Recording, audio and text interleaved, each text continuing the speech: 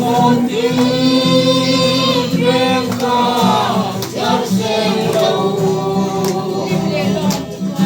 tiếng lệ lon ngát tràn cuốn mê từ đâu cho những biết khóc và căn mùng dâu lâu khát sao lệ chi nắng dâu đi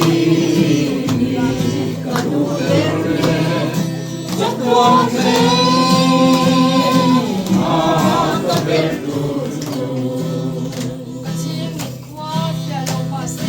gặp chim nghít qua phía lô ma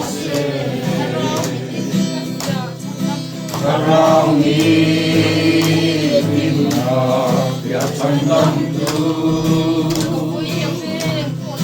Kapui lo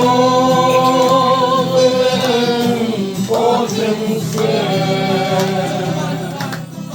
Jatuan pan lawan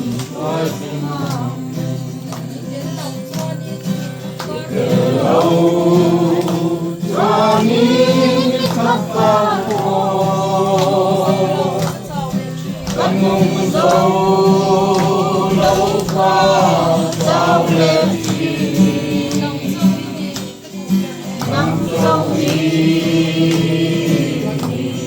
cả đủ đêm rất quan thế mà ta biết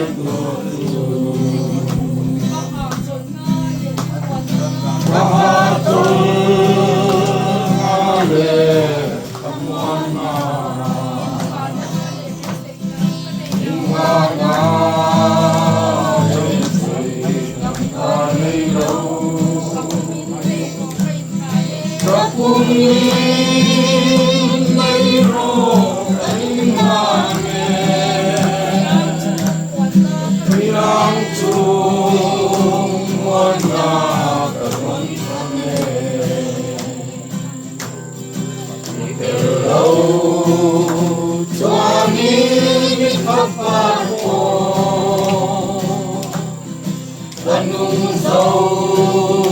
lâu khát sao lệ chi nắng dâu đi cả đủ đêm rất quan thế mà ta biết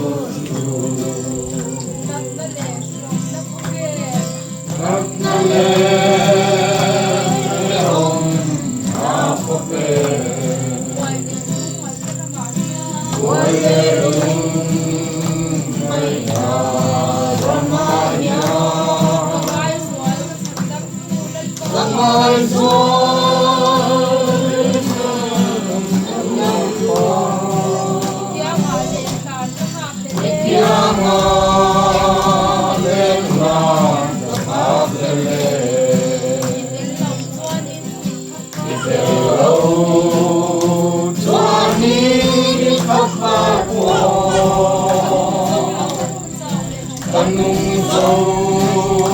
lâu khát sao lệ chi nắng dâu đi